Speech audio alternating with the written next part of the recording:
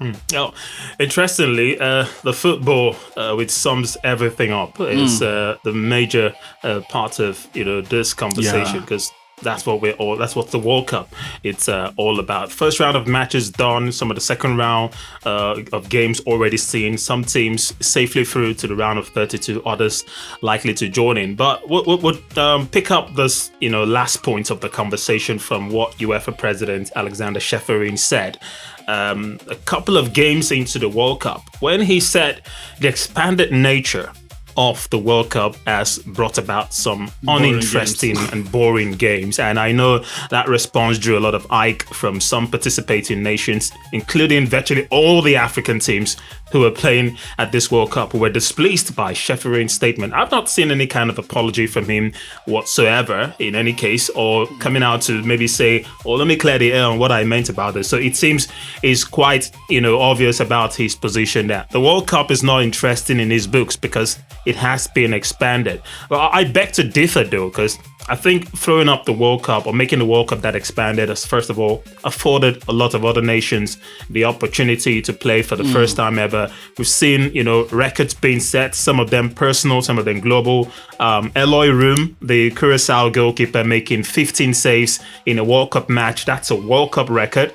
Cape Verde scored their first ever World Cup goal as well when they drew Uruguay 2-2. Even Curaçao, when they lost to Germany 7-1, that was a demolition. But that one goal was special because it was their first ever World Cup goal. Sort of reminded me of when Yakini, scored in '94 against Bulgaria. That was Nigeria's first World Cup goal. I know what it meant to us as Nigerians. So the football for me, I think it's been actually interesting. Yes, a lot of draws, but that's to tell you that there are no more meaners in football anymore. There still are meaners in football. Haiti is a meaner. Curaçao is a meaner. So no matter how you would look at it, then go there. They are there. So did Cheferin, was he supposed to say that? Not exactly, because that was a very sensitive thing to say. People's sensibilities will be hurt. But was he wrong? Not entirely, because we've seen boring games. There's no tournament that's not had boring games in it. Stand this one out for me is a problem. That's what I'm saying. He shouldn't have made that comment, but what he's saying is not entirely wrong, because we are seeing. Can you point to a couple of boring games you've seen at this particular? Curaçao, Germany was boring. That was boring because it was one-sided. One-sided game is not a boring game. Haiti, no. Who did Spain play? Who did Spain beat? Spain 4-0. Okay, Saudi Arabia. Spain, Saudi Arabia was boring. I saw that game. It was entirely boring. So it doesn't mean that we won't have boring matches. But the fact that we have expanded teams, it's an expanded World Cup, we have more teams come in, means some teams that are not entirely strong will be here. And if they get to face teams or traditional sides in Europe, in Asia, and the rest of the world, we might have more one-sided games. So that's what Cheferin was saying. But on the flip side, it was looking as if he was taking a dig at the African continent and the Oceania and the confederations that are not as huge as UEFA, CONMEBOL, and maybe CAF. Even though CAF was, if you check out the list of nations that actually spoke out, that signed that statement condemning what Cheferin said, it was basically mostly Africa. So the expanded team also made sure that we had more African teams at the World Cup. So that's why it's looking as if it was an attack on Africa. And again, he shouldn't have said that. But what he said wasn't entirely wrong. With 48 games means we'll have more games. 48 teams, the bigger part, means we'll have more games played, and we'll have some minnows play stronger teams. And that's why you'll be seeing score lines like 6-0, 5-1, 4-0. I mean, in a World Cup game, we should be having 3-2s, 2-1s, 0-0, but we're having more. It doesn't mean it wasn't there before. Yeah, exactly. It was there before. I just remembered Brazil hosted 2014 World Cup, and they got smashed by Germany 7-1 in a semi-final. That was a one-off. No, that was a one-off. We've seen teams being mauled by other teams. That was a one-off. Big teams get to play each other, and they get mauled by teams. That was Brazil's worst defeat at the World Cup. We're talking about histories here. That was a record. But we are seeing 6-0. How many 6-0s have we had? How many 5-1s have we had? How many 5-0s have we had so far in the tournament?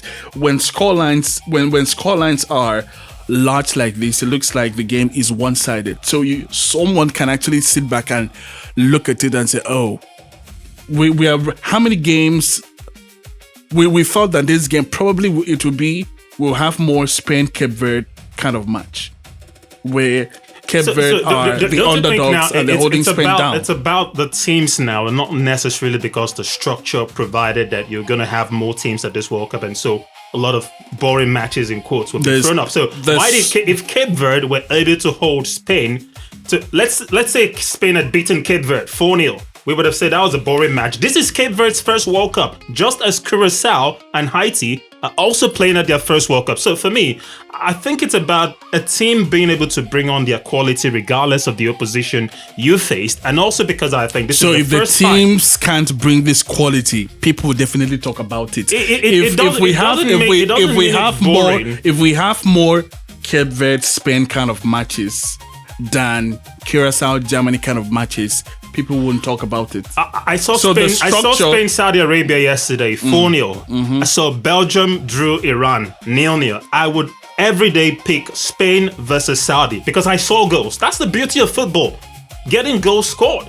This is Belgium, Iran, no goals whatsoever. So what's the fundamentals for judging which game is more interesting than the other? I feel personally that it's because this is the first time we're having, like you said, 48 teams, over 100 matches, which is an increase from the previous 64 with a 32-team format. But let's not forget, there was a time the World Cup was 24 teams before it moved to 32, which means more games. Now it's 48 teams, over 100 matches. Who knows? Soon we'll have 64 games. That will probably be in another 20, 30, 50 years. We don't know which FIFA would come up with that. But, the fact that it's the first time, I just feel Cheferin went overboard with his comment. And then again, this is just the first.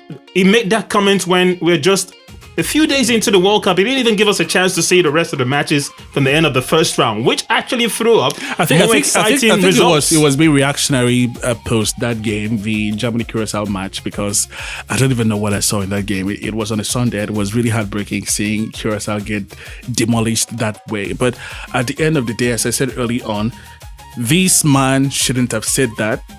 But I see reasons with him for saying it. Another person should, not a football stakeholder like Aleksander Čeferin. But at the end of the day, you can see reasons why he said it. We will definitely have, when you have more teams, the structure provides for more teams, lowly ranked teams, to be there at the World Cup. And not every team will be as solid and astute as Cape Verde. Some teams will tire out along the way, and the big guns will definitely capitalize on your flexibility. So it's just what it is.